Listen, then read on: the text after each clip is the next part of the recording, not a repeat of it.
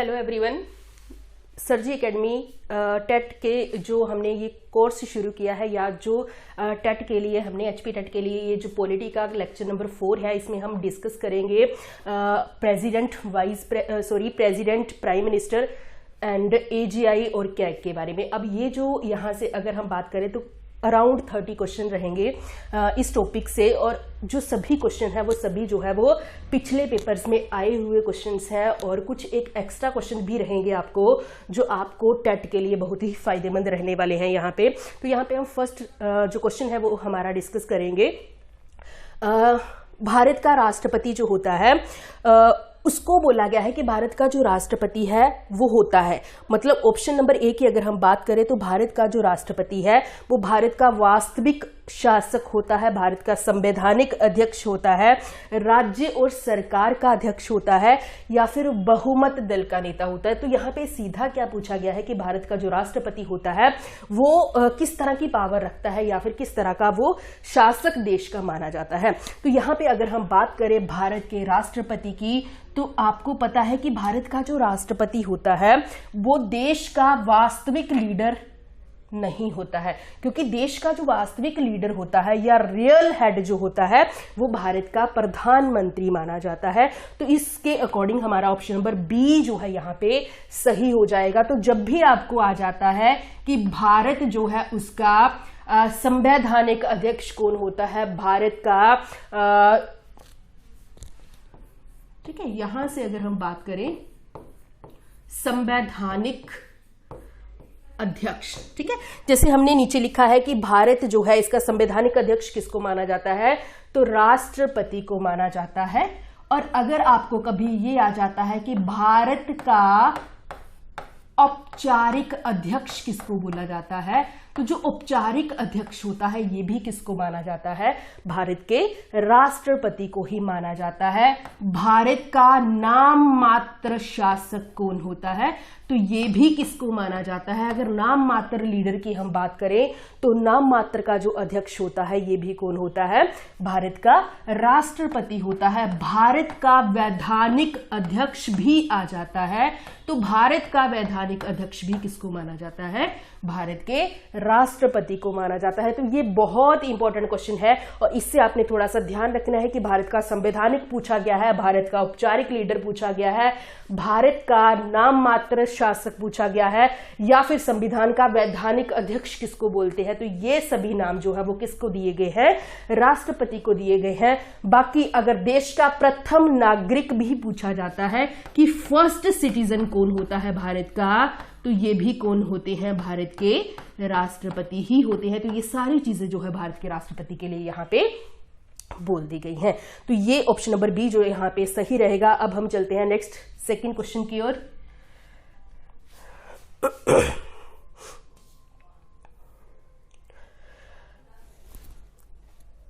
भारत की कार्यपालिका का अध्यक्ष कौन होता है।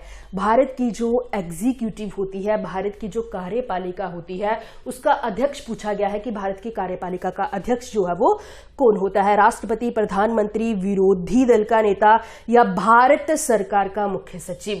अब देखिए यहाँ पे ऑप्शन नंबर ए जो है हमारा बिल्कुल सही हो जाएगा। अब सही क्यों होगा, अब यहां से भी आपको दो तरह से क्वेश्चन पूछे जाते हैं कि भारत सरकार जो है उसकी जो कार्यपालिका होती है उसका अध्यक्ष कौन होता है, तो राष्ट्रपति होता है। लेकिन अब यहां पे ना तो नाम मात्र अध्यक्ष की बात की गई है और ना ही वास्तविक अध्यक्ष की बात की गई है, ठीक है। जब आपको सीधा क्वेश्चन पूछा गया है कि भारत सरकार का अध्यक्ष कौन होता है, राष्ट्रपति होता है, लेकिन भारत सरकार का नाम मात्र अध्यक्ष कौन होता है, तब भी आपका आंसर क्या होता है, राष्ट्रपति। और भारत सरकार का रियल हेड कौन होता है, तो ये फिर होते हैं भारत के प्रधानमंत्री, ठीक है। तो भारत सरकार की जो कार्यपालिका है इसके नाम मात्र के अध्यक्ष राष्ट्रपति होते हैं, इसके रियल हेड प्रधानमंत्री होते हैं। और अगर हम इस कार्यपालिका की बात करें तो ये कार्यपालिका का काम क्या होता है, देश में जो भी कानून बना दिए गए हैं, देश में विधायिका के द्वारा बनाए गए कानूनों को लागू करना। ठीक है, विधायिका द्वारा बनाए गए कानूनों को लागू करना, ये काम किसका होता है? कार्यपालिका का लागू करना। ठीक है, तो विधायिका का काम होता है कानून बनाना। ये जो विधायिका है बीच में, इसका काम होता है नए कानून बनाना। और कार्यपालिका, ये सरकार के 3 अंग माने जाते हैं, विधायिका, कार्यपालिका और तीसरा यहां पे होता है न्यायपालिका। तो विधायिका कानून बनाती है, कार्यपालिका उन बने कानूनों को लागू करती है और न्यायपालिका का काम ये होता है कि जो भी कानून बने हैं वो लोगों को जस्टिस दे रहे हैं कि नहीं, ये देखना कार्यपालिका का काम होता है। नेक्स्ट हम बात करते हैं क्वेश्चन नंबर 3 की। संविधान के किस अनुच्छेद में प्रावधान किया गया है कि राष्ट्रपति मंत्रिपरिषद की सलाह मानने के लिए बाध्य होते हैं? तो यहां पे आर्टिकल 74, 85, 108, 69 में या 69 का प्रावधान किया गया है। तो यहां पे आर्टिकल ए जो है हमारा, ऑप्शन नंबर ए जो है हमारा वो सही हो जाएगा। और आर्टिकल 74 में ही मंत्री परिषद का वर्णन किया गया है कि राष्ट्रपति को सलाह देने के लिए एक मंत्री परिषद होगी। ये मंत्री परिषद का वर्णन 74 में है। अब राष्ट्रपति, ये मंत्री परिषद किसके लिए बनाई गई है? राष्ट्रपति की सहायता के लिए। लेकिन इस मंत्री परिषद का जो हेड होता है वो होता है भारत का प्रधानमंत्री। ठीक है, तो आर्टिकल 74 में ये बोला गया है कि मंत्री परिषद के द्वारा दिए गए जो भी सलाह है, जो भी परामर्श है, राष्ट्रपति उसको मानने के लिए बाध्यकारी होते हैं। और 74 में ही मंत्री परिषद का वर्णन किया गया है। एक चीज और क्या ध्यान रखनी है मंत्री परिषद के बारे में, कि मंत्री परिषद जो है इसका जो साइज होता है, आकार होता है, वो वर्तमान लोकसभा का 15% होता है। और ये जो 15% होता है इसमें प्रधानमंत्री भी शामिल होते हैं। मतलब मंत्री परिषद के सदस्यों की संख्या कितनी होती है?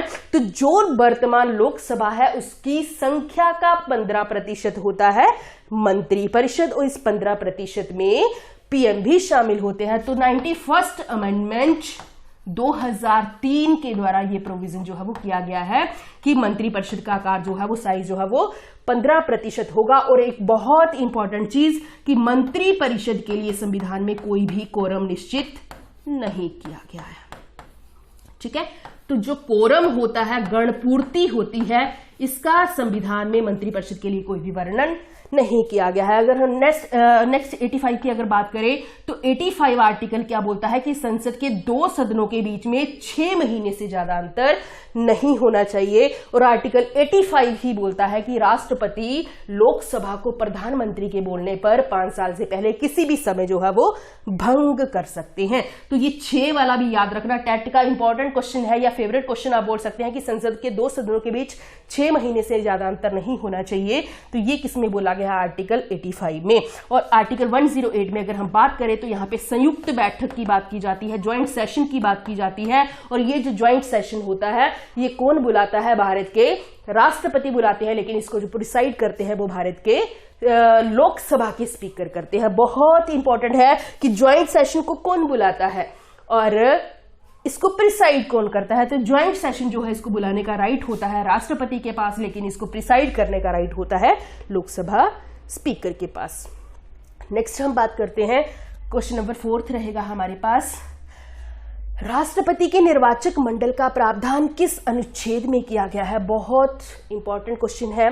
अब निर्वाचक मंडल, अब यहां पे अगर हम बात करें राष्ट्रपति के निर्वाचक मंडल की तो आर्टिकल 54 इसका जो सही रहेगा, ऑप्शन ए जो है इसमें सही रहेगा। अब निर्वाचक मंडल की बात आर्टिकल 54 में कर दी गई है और इसके जो राष्ट्रपति होते हैं देश के, इनके जो निर्वाचक मंडल में पार्टिसिपेट करते हैं वो कौन कौन करता है? संसद के दोनों सदन।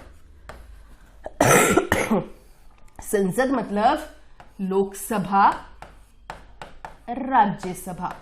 ठीक है, लोकसभा भी पार्टिसिपेट करती है, राज्यसभा भी पार्टिसिपेट करती है।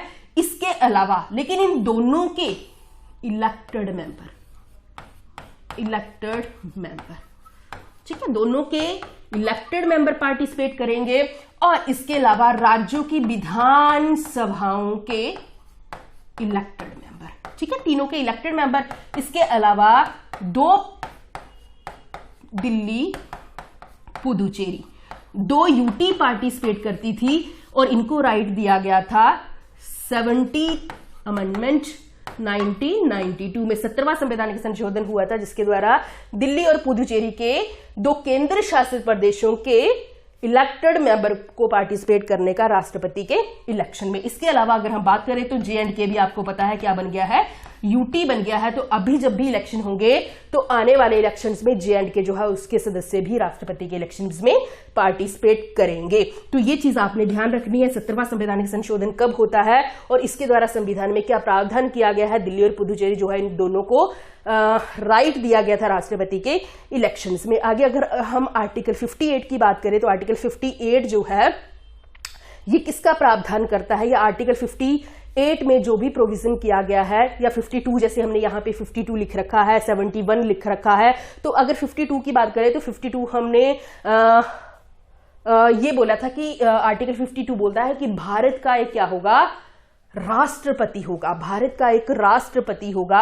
और ये जो पोस्ट होती है ये 1 दिन के लिए भी भारत में खाली नहीं रखी जाती है। अगर खाली हो भी जाती है तो उसी टाइम जो है भारत के उपराष्ट्रपति जो है इनके पद पर काम करते हैं और भारत के प्रथम सिटीजन जो है वो राष्ट्रपति होंगे। ये भी प्रोविजन जो है आर्टिकल 52 में कर दिया गया है, ठीक है। बाकी आपको जो याद रखना है वो ये याद रखना है कि अगर राष्ट्रपति नहीं है, ठीक है, राष्ट्रपति नहीं है तो उनकी जगह काम कौन करता है, भारत के उपराष्ट्रपति करते हैं। उपराष्ट्रपति नहीं है तो भारत के CJI करते हैं, CJI भी नहीं है तो चीफ जस्टिस, जो चीफ जस्टिस तो ये ही होते हैं, CJI होते हैं। लेकिन अगर CJI भी नहीं है तो सीनियर मोस्ट जज जो होता है वो क्या करता है, राष्ट्रपति की जगह जो है वहां पे काम करते हैं। और आर्टिकल 71 की अगर हम बात करें तो आर्टिकल 71 जो होगा इसमें प्रोविजन कर दिया गया है कि अगर राष्ट्रपति उपराष्ट्रपति के इलेक्शन संबंधी कोई भी विवाद खड़ा हो जाता है तो इस विवाद को केवल सुप्रीम कोर्ट के द्वारा हैंडल किया जाएगा, या इस केस को सिर्फ किसके द्वारा सॉल्व किया जाएगा, सुप्रीम कोर्ट के द्वारा जो है वो सॉल्व किया जाएगा। तो इस तरह से आपने याद रखना है। नेक्स्ट हम बात करते हैं स्वतंत्र भारत के प्रथम कार्यवाहक राष्ट्रपति थे। स्वतंत्र भारत के पहले कार्यवाहक राष्ट्रपति कौन थे, तो अगर हम बात करें बीवी गिरी की तो ऑप्शन नंबर सी जो है यहां पे सही हो जाएगा। तो अगर हम डॉक्टर राजेंद्र प्रसाद की बात करें तो ये स्वतंत्र भारत के पहले क्या बने थे, पहले राष्ट्रपति बने थे। और बाई इलेक्शन अगर पूछा जाता है, वैसे इनको 1950 में जब लास्ट सिटिंग हुई थी संविधान सभा की तभी इनको भारत का राष्ट्रपति बना दिया गया था। लेकिन बाई इलेक्शन के द्वारा देखें तो भारत में इलेक्शन ही कब हुए हैं, 1952 में। तो बाई इलेक्शन 1952 में ये भारत के राष्ट्रपति बना दिए गए थे। और सर्वपल्ली राधाकृष्णन की बात करें तो ये स्वतंत्र भारत के दूसरे राष्ट्रपति बने थे और स्वतंत्र भारत के ये पहले उपराष्ट्रपति बने थे, सर्वपल्ली राधाकृष्णन। और बीवी गिरी जो थे ये भारत के पहले कार्यवाहक एक्टिंग राष्ट्रपति बने थे, क्योंकि वहां पे राष्ट्रपति थे डॉक्टर जाकिर हुसैन। और डॉक्टर जाकिर हुसैन जो थे वो उनकी डेथ हो गई थी उनकी कार्यकाल के दौरान, जिसके बाद बीवी गिरी जो थे वो भारत के राष्ट्रपति बना दिए गए थे। और बीवी गिरी जो थे इन्होंने फिर रिजाइन दे दिया था। और बीवी गिरी के बाद मोहम्मद हिदायतुल्लाह जो थे ये सीजे आए थे उस टाइम, सुप्रीम कोर्ट के मुख्य न्यायाधीश थे उस टाइम।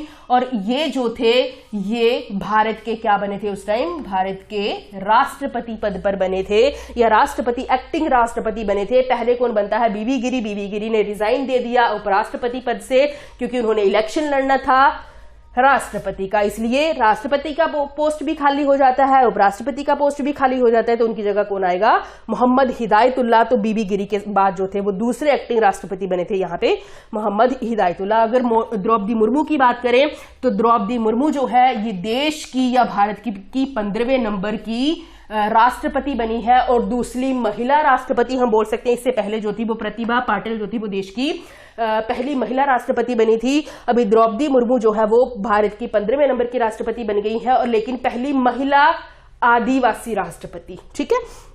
और ये उड़ीसा से बिलोंग करती हैं। इससे पहले ये झारखंड की राज्यपाल भी रह चुकी हैं।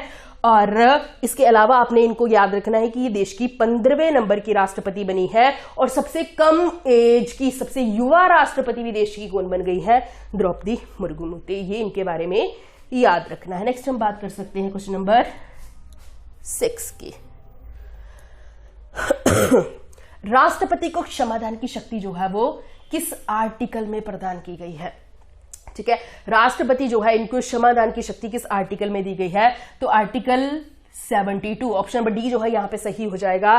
तो राष्ट्रपति को यह भी क्वेश्चन आ जाता है कि क्षमादान की शक्ति जो है वो किस आर्टिकल में है? 72।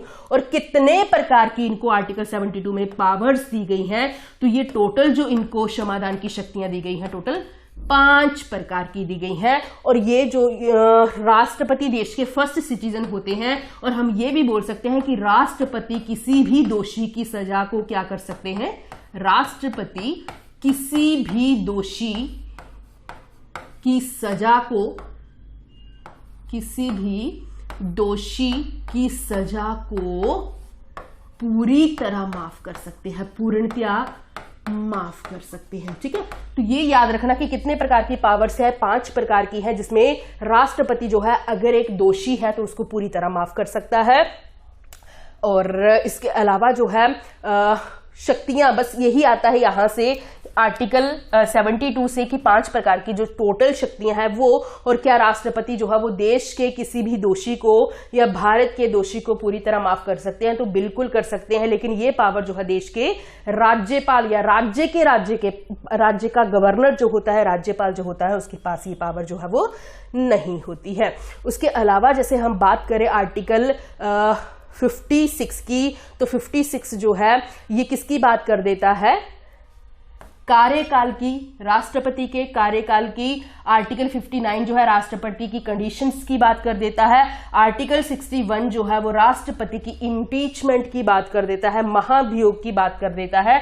और इम्पीचमेंट जो है हमने यूएसए से बोरो की है और संसद के किसी भी सदन से राष्ट्रपति के ऊपर इम्पीचमेंट जो है वो लगाई जा सकती है। इसके साथ ही इम्पीचमेंट जो है वो एक अर्ध न्यायिक प्रोसेस होता है, क्वासी जुडिशियल प्रोसेस होता है महाभियोग। और ये महाभियोग जो है सिर्फ एक कंडीशन के ऊपर लगता है राष्ट्रपति के ऊपर, अगर उन्होंने संविधान का उल्लंघन किया है। इसके अलावा कोई भी बेस नहीं है राष्ट्रपति पर इम्पीचमेंट लगाने का। ठीक है, नेक्स्ट है हमारे पास राष्ट्रपति द्वारा राज्यसभा में कितने सदस्य नॉमिनेट किए जाते हैं? तो अगर राज्यसभा की बात करें तो राज्यसभा, यहां पे राज्यसभा पूछा गया है कि राज्यसभा में राष्ट्रपति जो है वो कितने सदस्य नॉमिनेट कर सकते हैं, मनोनीत कर सकते हैं? तो ऑप्शन नंबर ए जो है वो सही हो जाएगा। 12 सदस्यों को राष्ट्रपति जो है वो नॉमिनेट करते हैं। अब अगर आपको टोटल भी आ जाता है कि राष्ट्रपति के द्वारा टोटल कितने सदस्य जो है वो नॉमिनेट किए जाएंगे, तो टोटल 12 सदस्य ही वो नॉमिनेट करेंगे, क्योंकि पहले राष्ट्रपति जो थे वो टोटल 14 सदस्य जो थे वो नॉमिनेट करते थे। लेकिन अभी जो है वो 2 एंग्लो इंडियन, जो हम ये पढ़ते थे कि राष्ट्रपति जो है वो लोकसभा में 2 एंग्लो इंडियन की नियुक्ति करेंगे, उनकी नियुक्ति जो है वो नहीं करेंगे, क्योंकि एंग्लो इंडियन वाला कंसेप्ट जो है वो थोड़ी दिनों के लिए या कुछ समय के लिए हमने बोला कि उसको स्टॉप कर दिया गया है, रोक दिया गया है, इनके आरक्षण को रोक दिया गया है। तो अभी जो है राष्ट्रपति जो है वो टोटल भी पूछे तब भी 12 और राज्यसभा में पूछे तब भी 12 और लोकसभा में अगर पूछे तो लोकसभा में कोई भी सदस्य जो है राष्ट्रपति नॉमिनेट नहीं करेंगे। नेक्स्ट क्वेश्चन है हमारे पास, राष्ट्रपति को कितने प्रकार की वीटो शक्तियां जो है वो मिली हुई हैं? ठीक है, तो बहुत बार हमने ये पहले भी डिस्कस कर लिया है कि राष्ट्रपति जो है उनके पास कितने प्रकार की वीटो शक्तियां होती हैं। तो ये होती हैं 3। ऑप्शन नंबर ए जो है यहां पे सही हो जाएगा। अब ये कौन कौन सी होती हैं शक्तियां? एब्सोल्यूट सस्पेंशन और तीसरी होती है पॉकेट वीटो। ये 3 प्रकार की शक्तियां होती हैं राष्ट्रपति के पास, एब्सोल्यूट सस्पेंशन और पॉकेट वीटो। तो ये जो वीटो शब्द है ये एक लैटिन वर्ड होता है जिसका मतलब होता है रोकना, रोक लगा देना। ठीक है, तो ये जो पॉकेट वीटो है इसका क्वेश्चन आ जाता है कि पॉकेट वीटो जो है इसका पहली बार प्रयोग कब किया गया था? तो 1986 में डाक संशोधन बिल के ऊपर ज्ञानी जैल सिंह ने इसका सबसे पहले जो था वो प्रयोग किया था। और ये डाक संशोधन बिल, या ये कई बार आ जाता है कि किसने इस शक्ति का प्रयोग किया था या पावर का प्रयोग किया था, तो ज्ञानी जैल सिंह पहले सिख राष्ट्रपति रहे थे वो भारत के। तो उन्होंने 1986 में कौन से बिल के ऊपर, डाक संशोधन बिल के ऊपर सस्पेंशन वीटो का जो था यहाँ पे प्रयोग किया था। और सस्पेंशन वीटो का चलो आया तो नहीं है टेट में कभी भी, लेकिन इसका याद रखना 2006 में इसका प्रयोग पहली बार किया गया था। और एब्सोल्यूट वीटो जो है इसकी अगर हम बात करें, हाँ ये जरूर याद रखना है यहाँ पे, ये जो वीटो पावर्स होती हैं इसके बाद ही क्या होता है, ये वीटो पावर्स का जो प्रयोग किया गया है या प्रावधान किया गया है ये आर्टिकल 111 में किया गया है। और इसके बाद ही ये जो वीटो पावर्स होती हैं या ये जो 3 प्रकार की शक्तियां हैं राष्ट्रपति के पास, इनका प्रोविजन आर्टिकल 111 में किया गया है। और इसके बाद ही एक विधेयक जो है वो कानून बनता है, क्योंकि जब संसद के दोनों सदनों के पास कानून तो नहीं बोलेंगे, जब एक संसद के दोनों सदनों के पास बिल जाता है, वो बिल अगर संसद के दोनों सदनों में पास होगा, उसी के बाद उस बिल के ऊपर राष्ट्रपति के साइन होते हैं। और राष्ट्रपति के साइन होने के बाद ही कोई भी विधेयक जो है वो एक एक्ट बनता है, कानून बनता है। तो यही वो पावर है राष्ट्रपति की, जिसके द्वारा वो किसी भी विधेयक को कानून बना भी सकते हैं और किसी भी विधेयक को कानून बनने से रोक भी सकते हैं। ठीक है, नेक्स्ट चलते हैं।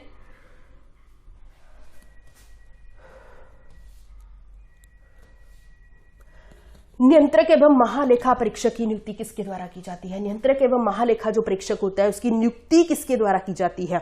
अब देखिए इसको क्या बोला जाता है, इसको शॉर्ट फॉर्म में हम कैग भी बोलते हैं। ठीक है, आपको सीधा कैग भी लिखा होगा पेपर में, तो कैग भी बोलते हैं, नियंत्रक एवं controller and editor general of India. तो ये जो होते हैं इनकी नियुक्ति भारत के राष्ट्रपति के द्वारा की जाती है। तो ऑप्शन नंबर बी जो है यहाँ पे सही हो जाएगा। ठीक है, नेक्स्ट चलते हैं।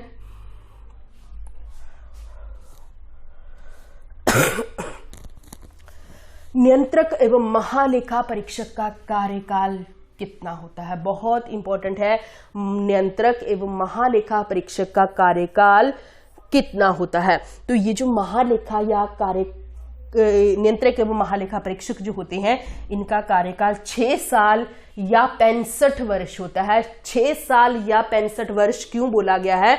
क्योंकि मान लो एक कैग जो है वो 58 की एज में क्या बनता है? कैग बनता है। ठीक है, कोई व्यक्ति जो है वो 58 साल की एज में कैग बन जाता है। और हमने बोला कि उनका कार्यकाल या तो 6 साल होगा या तो वो 65 साल होगा। तो 58 के बाद अगर उनका जो भी एज पहले पूरी हो जाती है, मान लो 58 हमने बोल दिया, 58 के बाद 65 साल, अगर उनके 65 साल पहले पूरे हो जाते हैं तो उनको क्या किया जाएगा? उसके अकॉर्डिंग रिटायर कर दिया जाएगा। लेकिन एक मान लो व्यक्ति कोई 52 साल की एज में क्या बन जाता है? कैग बन जाता है। तो फिर 52 के बाद 65 तो बड़ा दूर है। तो ऐसे में क्या होता है कि जब भी उनका कार्यकाल 6 साल का हो जाएगा तो उनको क्या कर दिया जाता है? उनके पद से रिटायर कर दिया जाता है। तो 6 साल या 65 वर्ष जो भी पहले पूरा हो जाए उसके अकॉर्डिंग उनको उनके पद से रिटायर किया जाता है। नेक्स्ट रहेगा, राष्ट्रपति को कितने प्रकार की आपातकालीन शक्तियां मिली हुई हैं? बहुत इंपॉर्टेंट, राष्ट्रपति को वीटो पावर भी 3 प्रकार की है, राष्ट्रपति को इमरजेंसी पावर्स भी 3 प्रकार की है। और ये कौन कौन सी होती हैं? नेशनल इमरजेंसी, ठीक है, कॉन्स्टिट्यूशनल इमरजेंसी, और तीसरी आ जाती है फाइनेंशियल इमरजेंसी। 3 प्रकार की इमरजेंसियां होती हैं और इसका प्रावधान आर्टिकल 352, इसका प्रावधान आर्टिकल 356, इसका प्रावधान आर्टिकल 360 में किया गया है। ठीक है, 352, 356 और 360 में इसका प्रोविजन जो है देश में किया गया है। और आर्टिकल 350 जो है इसका टोटल आज तक 3 बार प्रयोग किया जा चुका है भारत के राष्ट्रपति के द्वारा। लेकिन ये जो पावर है देश में राष्ट्रपति मंत्रिमंडल की लिखित सिफारिश के बिना नहीं कर सकते हैं।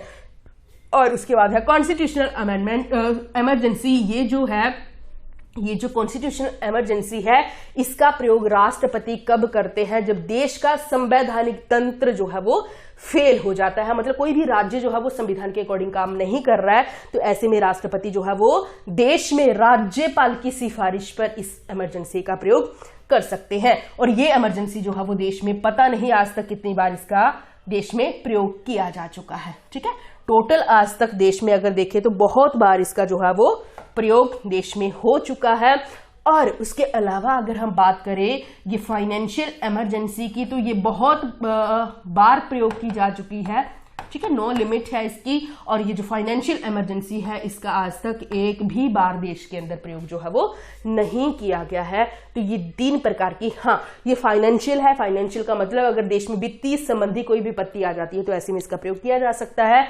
नेशनल इमरजेंसी सिर्फ 3 कंडीशन पर लगती है, यदि युद्ध छिड़ जाता है, यदि बाह्य आक्रमण हो जाता है, यदि देश में सशस्त्र विद्रोह हो जाता है, तो ऐसे में 3 कंडीशनों के ऊपर लगती है, जिसकी वजह से ये देश में जो है वो आपातकालीन स्थिति जो है वह राष्ट्रपति लागू कर सकते हैं।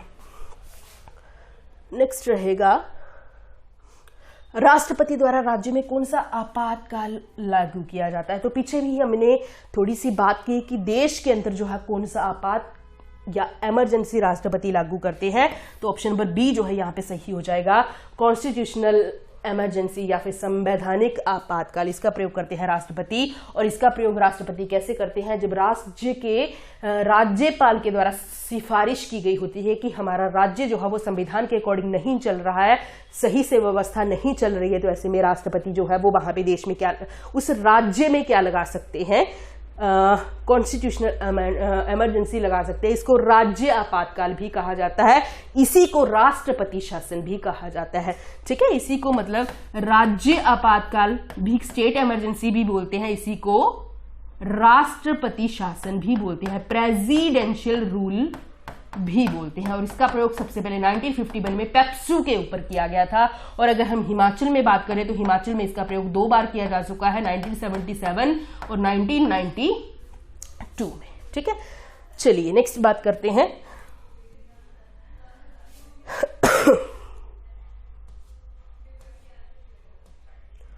राष्ट्रपति पद के लिए मैक्सिमम एज कितनी होती है। बहुत इंपॉर्टेंट, राष्ट्रपति के लिए मैक्सिमम एज पूछी गई है कि राष्ट्रपति जो है उनके लिए मैक्सिमम एज कितनी होती है। तो राष्ट्रपति के लिए कोई भी maximum age, option number D जो है यहाँ पे सही हो जाएगा, क्योंकि यहाँ पे मिनिमम एज नहीं पूछी है, मैक्सिमम की बात की गई है। तो एक राष्ट्रपति के लिए 35 वर्ष जो है ये मिनिमम एज होती है। 35 साल जो है वो न्यूनतम आयु है कि 35 साल पूरी करने वाला हर व्यक्ति जो है वो राष्ट्रपति पद के लिए चुनाव लड़ सकता है। लेकिन इसके लिए जो मैक्सिमम एज है उसका कोई भी संविधान में वर्णन नहीं किया गया है, क्योंकि एक राष्ट्रपति जो है वो देश में जितनी बार चाहे राष्ट्रपति का चुनाव जीत सकता है। ठीक है, एक राष्ट्रपति जो है वो जितनी बार चाहे अपने पद के लिए चुनाव लड़ सकता है, लेकिन एक व्यक्ति जो है उसके लिए कोई भी मैक्सिमम एज निर्धारित नहीं की गई है। ये लिमिट आपने यहाँ पे ध्यान रखनी है। लेकिन यूएसए की अगर हम बात करें तो यूएसए में एक राष्ट्रपति जो है वो मैक्सिमम 2 बार राष्ट्रपति के लिए खड़ा हो सकता है, और भारत में इसकी कोई लिमिट नहीं है। और भारत में राष्ट्रपति का चुनाव लड़ने के लिए 15,000 रुपए जो है वो आरबीआई या किसी भी सरकारी खजाने में जमा करने होते हैं। और अगर कोई भी उम्मीदवार 1/6 टोटल वोट का 1/6 नहीं ले पाता है, तो ऐसे में उस व्यक्ति की जमानत राशि जो है वो जब्त हो जाती है। और राष्ट्रपति के इलेक्शन में 50-50 का रेशियो रहता है, 50 प्रस्तावक होते हैं और 50 ही यहाँ पे अनुमोदक होते हैं। ठीक है, तो ये 50-50 वाला डाटा भी आपने यहाँ पे याद रखना है। तो ये चीजें आपने ध्यान रखनी है। बाकी कौन पार्टिसिपेट करता है राष्ट्रपति के इलेक्शन में, ये हमने पीछे पढ़ लिया है। नेक्स्ट हम बात कर सकते हैं राष्ट्रपति को हटाया जा सकता है। तो राष्ट्रपति जो है इनको किस तरह से हटाया जा सकता है, तो ऑप्शन नंबर बी जो है यहाँ पे हमारा सही हो जाएगा, इम्पीचमेंट। इम्पीचमेंट हमने पहले ही डिस्कस किया कि इम्पीचमेंट जो है ये संसद के किसी भी सदन से शुरू की जा सकती है, और ये एक अर्ध न्यायिक प्रक्रिया होती है, जुडिशियल क्वासी जुडिशियल सिस्टम होता है और आर्टिकल 61 में इंपीचमेंट का वर्णन कर दिया गया है। और इसके अलावा अगर हम बात करें तो इंपीचमेंट जो है, ये जो प्रोविजन है ये हमने यूएसए के संविधान से लिया हुआ है और इनके ऊपर इंपीचमेंट जो है वो सिर्फ एक कंडीशन के ऊपर लगाई जा सकती है, अगर इन्होंने संविधान का उल्लंघन किया है। नेक्स्ट चलते हैं, निम्न में से किसकी नियुक्ति भारत के राष्ट्रपति द्वारा नहीं की जाती है? ऐसी कौन सी पोस्ट है भारत में या भारत के संविधान में जिनकी नियुक्ति जो है वो राष्ट्रपति नहीं करते हैं? तो यहां पे हमारे कौन आ जाएंगे? ऑप्शन नंबर ए रहेगा हमारे पास लोकसभा स्पीकर, भारत के मुख्य न्यायाधीश, सेना प्रमुख, प्रधानमंत्री।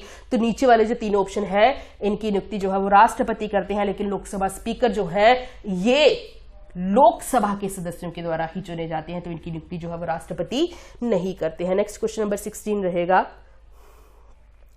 अध्यादेश जारी करने की शक्ति किसको प्रदान की गई है? तो ऑर्डिनेंस की अगर हम बात करें, ये अध्यादेश जो होता है इसकी अगर हम बात करें तो इसका राइट दिया गया है भारत के राष्ट्रपति को, और राज्यों में अगर बात करें तो राज्य के राज्यपाल को। तो ऑर्डिनेंस जो है इसका प्रावधान संविधान के आर्टिकल 123 में किया गया है और ये जो ऑर्डिनेंस होता है ये मैक्सिमम 6 महीने तक लागू रह सकता है, और अगर संसद इसको पास नहीं करती है, ठीक है, संसद अगर ऑर्डिनेंस पास नहीं करती है तो 1.5 सप्ताह के बाद, 6 वीक के बाद ये ऑर्डिनेंस जो है वो अपने आप ही खत्म हो जाता है। तो आर्टिकल 123 में किसका प्रावधान किया गया है? ऑर्डिनेंस का प्रावधान किया गया है, और संसद के पास न होने पर ये जो है वो 1.5 वीक के बाद जो है वो 1.5 सप्ताह के बाद जो है वो खत्म हो जाता है, और मैक्सिमम जो है इसकी लिमिट होती है 6 महीने। और ये ऑर्डिनेंस जारी क्यों किया जाता है? अगर संसद के दोनों सत्र न चल रहे हो, बहुत इंपॉर्टेंट है ये भी, संसद के अगर दोनों सत्र न चल रहे हो तो ऐसे में राष्ट्रपति जो है वो देश में ऑर्डिनेंस जारी कर सकते हैं। नेक्स्ट रहेगा, निर्विरोधक चुने जाने वाले भारत के प्रथम राष्ट्रपति कौन थे? तो ये भी अगर आप देखो तो बहुत बार रिपीटेड क्वेश्चन रहता है टेट का, तो इसमें जो है वो ऑप्शन नंबर डी हमारा सही हो जाएगा। नीलम संजीव रेड्डी जो थे वो निर्विरोधक चुने जाने वाले भारत के राष्ट्रपति रहे हैं। और डॉक्टर राजेंद्र प्रसाद की अगर हम बात करें तो स्वतंत्र भारत के पहले राष्ट्रपति रहे थे। बीबी गिरी की बात करें तो बीबी गिरी स्वतंत्र भारत के पहले कार्यवाहक राष्ट्रपति रहे थे। डॉक्टर जाकिर हुसैन जो थे वो पहले मुसलमान राष्ट्रपति रहे थे या मुस्लिम राष्ट्रपति रहे थे, और डॉक्टर जाकिर हुसैन ही भारत के पहले राष्ट्रपति जिनकी उनकी कार्यकाल में डेथ हो गई थी। नेक्स्ट है, भारत सरकार का प्रथम विधि अधिकारी किसको बोला जाता है? भारत सरकार का प्रथम विधि अधिकारी कौन होता है? तो भारत सरकार की बात की गई है, भारत सरकार का पहला लॉ ऑफिसर किसको बोला जाता है?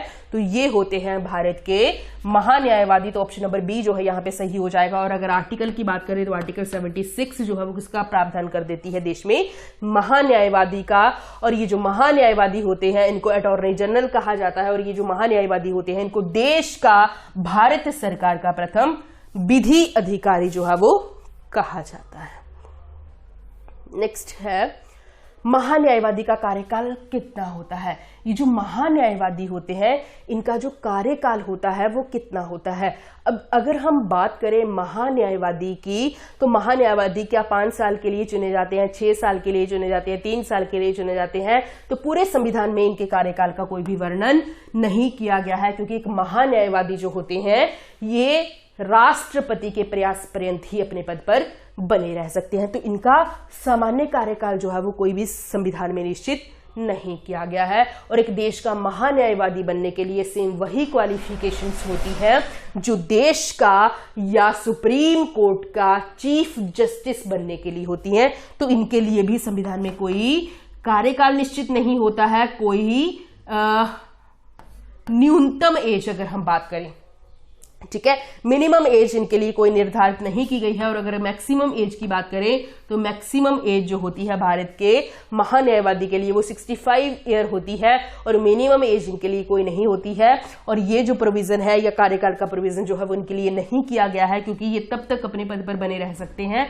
जब तक राष्ट्रपति चाहते हैं। नेक्स्ट है, महान्यायवादी का प्रावधान संविधान के किस अनुच्छेद में किया गया है? तो पीछे ही हमने डिस्कस किया, आर्टिकल 76 जो है वो किसका प्रावधान कर देता है? भारत के महान्यायवादी। तो आर्टिकल 76 में प्रावधान महान्यायवादी का किया गया है। आर्टिकल 75 को यहाँ पे याद रखिएगा। 75 में किसका प्रोविजन किया गया है? भारत के प्रधानमंत्री की नियुक्ति, प्रधानमंत्री की नियुक्ति का। अब भारत के प्रधानमंत्री की नियुक्ति कौन करेगा? राष्ट्रपति। भारत के प्रधानमंत्री की नियुक्ति राष्ट्रपति करेंगे और मंत्री परिषद के सभी सदस्यों की नियुक्ति राष्ट्रपति प्रधानमंत्री की सलाह से करेंगे। ये प्रोविजन है आर्टिकल 75 में। ठीक है, मंत्री परिषद के जितने भी सदस्य होंगे उनकी नियुक्ति कौन करेगा? भारत के राष्ट्रपति, लेकिन प्रधानमंत्री की सलाह पर। और आर्टिकल 17 की बात करें तो ये हमने फंडामेंटल राइट्स में पढ़ा था, अनटचेबिलिटी, अस्पृश्यता के अंत का इसमें प्रावधान किया गया है। और 79 हम पढ़ेंगे संसद, और आर्टिकल 75 हमने डिस्कस कर लिया।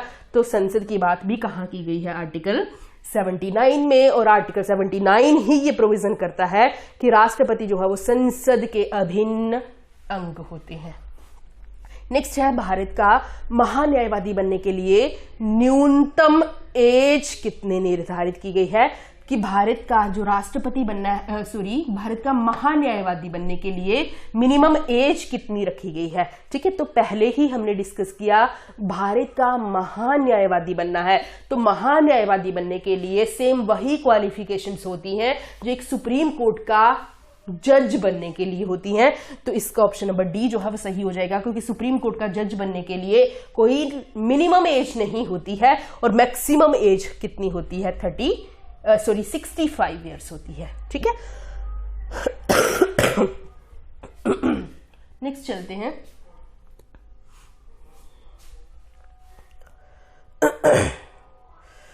भारत के प्रथम महान्यायवादी कौन थे? तो भारत के प्रथम महान्यायवादी किसको बोला गया है? MC शीतलवाड़, के वेणुगोपाल, R वेंकटरमणी या नन ऑफ दीज? तो यहाँ पे प्रथम पूछे गए हैं, तो जो पहले महान्यायवादी रहे हैं भारत के वो रहे हैं MC शीतलवाड़। और के वेणुगोपाल की अगर बात करें तो के वेणुगोपाल जो है वो 15वें नंबर के भारत के महान्यायवादी रहे हैं। अभी 16वें नंबर के महान्यायवादी चल रहे हैं देश के, तो ये हैं R वेंकटरमणी। तो याद रखना, आ जाता है यहां से भी क्वेश्चन कि पहले कौन थे, 15वें कौन थे और अभी कौन से नंबर के चले हुए? तो 16वें नंबर के R वेंकटरमणी। भारत का महान्यायवादी बनने के लिए कितने वर्षों का अनुभव होना अनिवार्य है?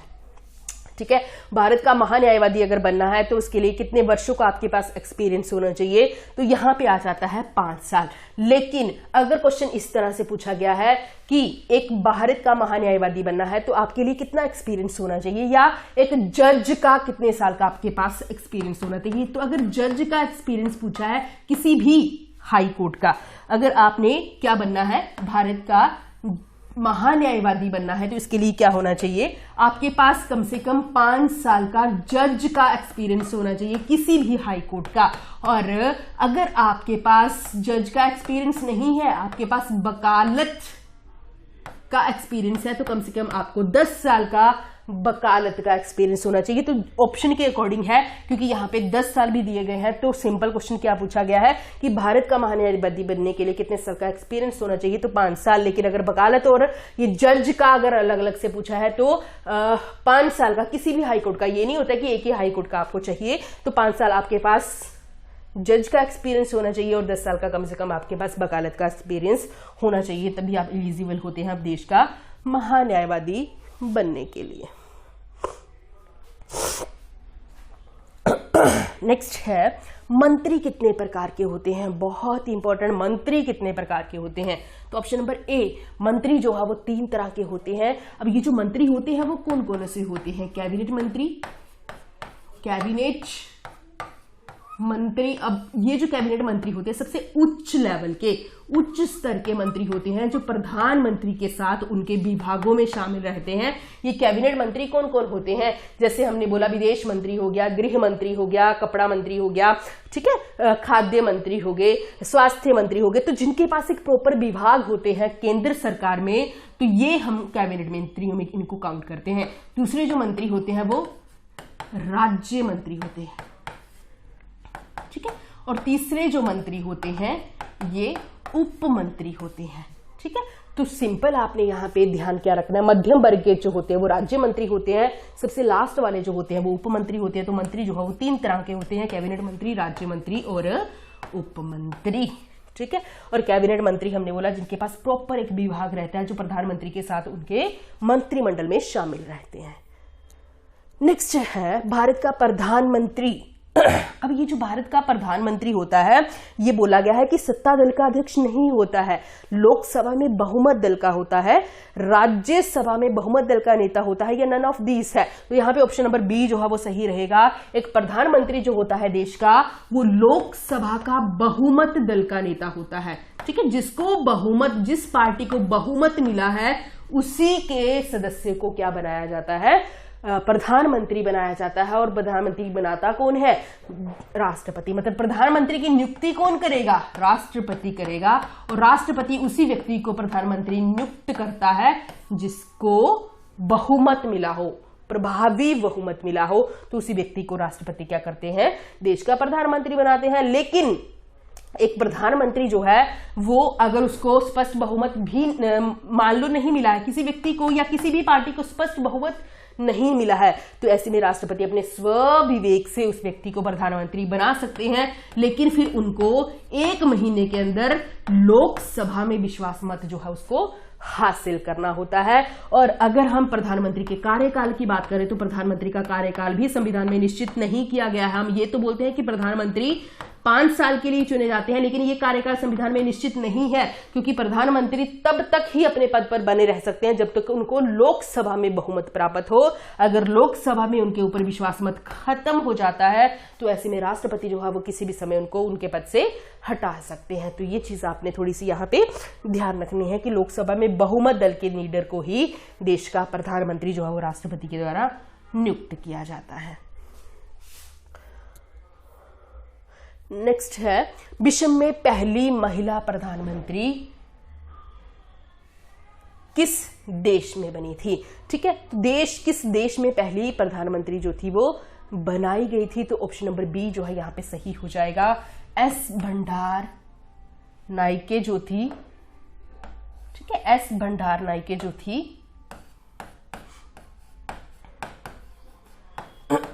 भंडार नाइके जो थी ये स्वतंत्र देश की, या हम ये बोल सकते हैं कि देश की पहली महिला प्रधानमंत्री रही थी। और भारत में अगर बात करें तो भारत में जो थी वो इंदिरा गांधी भारत की पहली महिला प्रधानमंत्री रही थी। और यूएसए में अगर हम बात करें तो यूएसए में आज तक कोई भी महिला प्रधानमंत्री जो है वो नहीं बनाई गई है। ठीक है, तो ये भी आपने थोड़ा सा याद रखना है। बाकी भारत का आपने याद रखना है या फिर देश याद रखना है कि किस देश में पहली महिला प्रधानमंत्री जो थी वो बनाई गई थी, तो वो था श्रीलंका। एस भंडार नाइके उनका नाम था। नेक्स्ट है भारत का प्रधानमंत्री बनने के लिए न्यूनतम एज कितनी निर्धारित की गई होती है। भारत का अगर प्रधानमंत्री बनना है तो उनके लिए न्यूनतम एज कितनी होती है, मिनिमम एज कितनी होती है, तो 25 ईयर। अगर भारत का आपने प्रधानमंत्री बनना है तो मिनिमम एज जो होती है वो 25 साल होती है।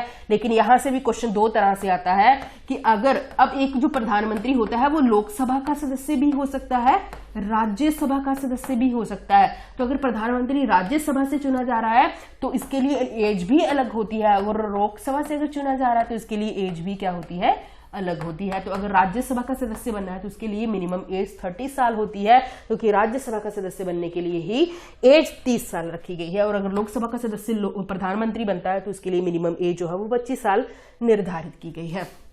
इसके अलावा अगर हम बात करें तो इंदिरा गांधी जब भारत की प्रधानमंत्री बनी थी तो वो किस सदन से बिलोंग करती थी, राज्यसभा से। ठीक है, इंदिरा गांधी, मनमोहन सिंह, देवगौड़ा, एच.डी. देवगौड़ा जो थे, आई.के. गुजराल जो थे, ये सारे जो भारत के प्रधानमंत्री जब बने थे तो राज्यसभा के मेंबर थे। और इसके अलावा जैसे हम बात करें भारत के प्रधानमंत्री की, तो भारत का प्रधानमंत्री जो है, दोनों आपने याद रखना कि क्वेश्चन किस तरह से पूछा। बाकी मिनिमम एज की बात करें तो मिनिमम एज 25 होती है, मैक्सिमम कोई एज नहीं होती है। तो किसी भी साल तक भारत का एक प्रधानमंत्री जो है वो बन सकता है। और सबसे एज्ड अगर हम बात करें तो सबसे एज्ड प्रधानमंत्री रहे हैं भारत के मोरारजी देसाई। और अगर सबसे कम एज के या सबसे युवा प्रधानमंत्री की बात करें तो वो है राजीव गांधी। ठीक है, तो ये पहले गैर कांग्रेसी प्रधानमंत्री भी कौन रहे हैं देश के? मोरारजी देसाई। ठीक है, मोरारजी देसाई जो है वो देश के पहले गैर कांग्रेसी प्रधानमंत्री है। मोरारजी देसाई ही देश के पहले प्रधानमंत्री है जिन्होंने प्रधानमंत्री पद से क्या कर दिया था? रिजाइन दे दिया था। और अगर हम बीपी सिंह की बात करें, विश्वनाथ प्रताप सिंह की बात करें, तो वो देश के पहले प्रधानमंत्री रहे हैं जिनको अविश्वास प्रस्ताव के द्वारा देश से या प्रधानमंत्री के पद से त्यागपत्र देना पड़ा है। तो मोरारजी देसाई अपनी मर्जी से त्यागपत्र दे दिया था। चौधरी चरणजीत सिंह की अगर बात करें तो वो देश के ऐसे एकमात्र पीएम रहे हैं जिन्होंने कभी भी लोकसभा का सामना ही नहीं किया, क्योंकि उनका टाइम ही 6 महीने से कम है। उन्होंने कभी भी लोकसभा का सामना नहीं किया, क्योंकि लोकसभा या राज्यसभा या संसद के दोनों सत्रों के बीच कम से कम 6 महीने का अंतर होना चाहिए। तो उनका टाइम जो था वो 6 महीने से कम था। बाकी हमने बीपी सिंह की बात की जो अविश्वास प्रस्ताव के द्वारा जो थे वो देश के क्या बने थे? अविश्वास प्रस्ताव के द्वारा हटाए जाने वाले भारत के पहले प्रधानमंत्री थे। नरसिम्हा राव की अगर हम बात करें तो नरसिम्हा राव जो थे वो देश के ऐसे प्रधानमंत्री रहे हैं या देश के पहले प्रधानमंत्री रहे हैं जो प्रधानमंत्री बनने के समय किसी भी सदन के सदस्य नहीं थे। मतलब एक व्यक्ति जो है वो संसद के सदन की सदस्यता के बिना भी पीएम बन सकता है, लेकिन उसके पास टाइम होता है, उसको 6 महीने के अंदर संसद के किसी भी सदन का सदस्य बनना अनिवार्य होता है। और अगर हम प्रेजेंट टाइम में बात करें तो अभी 18वें नंबर के देश के प्रधानमंत्री हैं नरेंद्र मोदी, और देश के पहले प्रधानमंत्री हैं नरेंद्र मोदी जिनका जन्म स्वतंत्रता के बाद, तो स्वतंत्र भारत के पहले प्रधानमंत्री हैं नरेंद्र मोदी जिन्होंने 2 बार गैर कांग्रेसी प्रधानमंत्री के पद पर काम किया है, और स्वतंत्र भारत के पहले ही प्रधानमंत्री है जिनका जन्म जो है वो आफ्टर इंडिपेंडेंट जो है वो हुआ है, और स्वतंत्र भारत के पहले प्रधानमंत्री जो सीधे ही मुख्यमंत्री से भारत के प्रधानमंत्री बन गए हैं। ये सारी जो चीजें हैं वो देश के प्रधानमंत्री नरेंद्र मोदी के लिए है। नेक्स्ट, प्रथम गैर कांग्रेसी प्रधानमंत्री कौन थे? ठीक है, तो पीछे ही हमने बात की कि मोरारजी देसाई जो थे वो देश के क्या रहे हैं? पहले गैर कांग्रेसी प्रधानमंत्री रहे हैं मोरारजी देसाई, और पहले ही प्रधानमंत्री हैं जिन्होंने प्रधानमंत्री पद से यहां से रिजाइन दे दिया था। नेक्स्ट चलेगा, अविश्वास प्रस्ताव के द्वारा हटाए जाने वाले भारत के पहले प्रधानमंत्री। तो ये चीज भी हमने पहले ही अभी डिस्कस की है कि पहले प्रधानमंत्री देश के कौन थे जिनको अविश्वास प्रस्ताव के द्वारा जो था वो हटा दिया गया था, क्योंकि एक प्रधानमंत्री तब तक ही अपने पद पर बना रह सकता है जब तक उसको लोकसभा में विश्वास मिला है, लोकसभा में उसके लिए विश्वास बना हुआ है, तब तक ही वो अपने पद पर बना रह सकता है। तो अविश्वास प्रस्ताव के द्वारा हटाए जाने वाले पहले जो प्रधानमंत्री थे वो थे बीपी सिंह।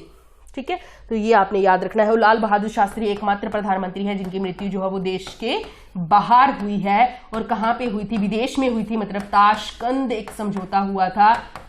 ठीक है, ताशकंद समझौता हुआ था, और ये ताशकंद समझौता जो था वो 10 जनवरी को हुआ था। ठीक है, 10 जनवरी 1964 को, और 11 जनवरी को ही इनकी वहां पे क्या हो गई थी? डेथ हो गई थी। तो पहले प्रधानमंत्री है लाल बहादुर शास्त्री जिनकी मृत्यु जो थी वो देश से बाहर हुई थी। और अगर हम बात करें इंदिरा गांधी की, तो इंदिरा गांधी की मृत्यु 31 अक्टूबर 1984 को हुई थी, और इनकी मृत्यु जो थी वो ऑपरेशन ब्लू स्टार के बाद हुई है। और ऑपरेशन ब्लू स्टार की डेट आ जाती है तो ऑपरेशन ब्लू स्टार भी कब हुआ था? 1984 में, जिसके द्वारा खालिस्तान की मांग को उस टाइम इंदिरा गांधी के द्वारा दबा दिया गया था। और अगर हम बात करें अटल बिहारी वाजपेयी की, तो अटल बिहारी वाजपेयी जो है वो सबसे कम समय के लिए रहने वाले देश के प्रधानमंत्री हैं, जो 13 दिन के लिए देश के प्रधानमंत्री बने थे। और संसद में स्पीच देने वाले, हिंदी में स्पीच देने वाले एकमात्र प्रधानमंत्री थे अटल बिहारी वाजपेयी। और अगर टोटल की बात करें कि टोटल जो है वो कितने प्रधानमंत्री हैं देश के जिनकी उनकी कार्यकाल में मृत्यु हुई है, तो टोटल 3 है, इंदिरा गांधी, पंडित जवाहरलाल नेहरू, और तीसरे थे हमने पहले बोले पंडित जवाहरलाल नेहरू, लाल बहादुर शास्त्री, और तीसरी थी इंदिरा गांधी। तो टोटल 3 प्रधानमंत्री हैं जिनकी उनकी कार्यकाल में क्या हो गई थी? मृत्यु हो गई थी या फिर इनकी डेथ हो गई थी। तो टोटल 3 याद रखना, ये क्वेश्चन भी आ जाता है तो इसलिए आपके लिए ये भी इंपॉर्टेंट रहेगा। ठीक है, नेक्स्ट चलते हैं।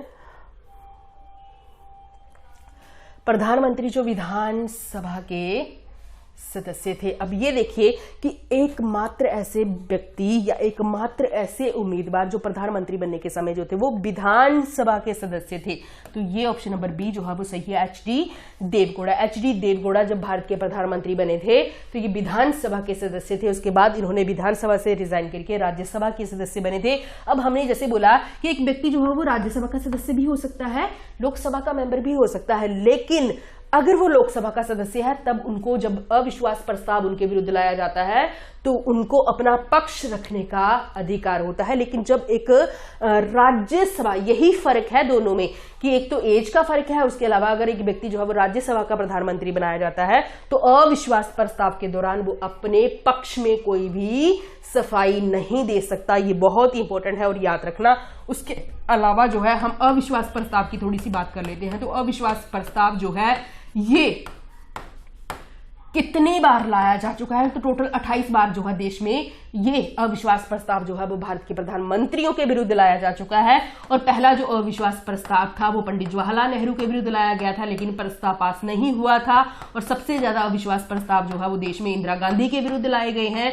और प्रधानमंत्री नरेंद्र मोदी के विरुद्ध भी 2 बार अविश्वास प्रस्ताव जो है वो देश में लाए जा चुके हैं। लेकिन पहले प्रधानमंत्री बने थे बीपी सिंह, जिनको अविश्वास प्रस्ताव के दौरान उनके पद से रिजाइन देना पड़ा था क्योंकि उनका अविश्वास प्रस्ताव वहां पे पास हो गया था।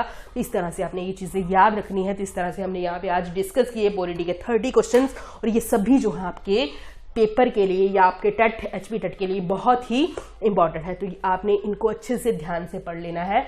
धन्यवाद।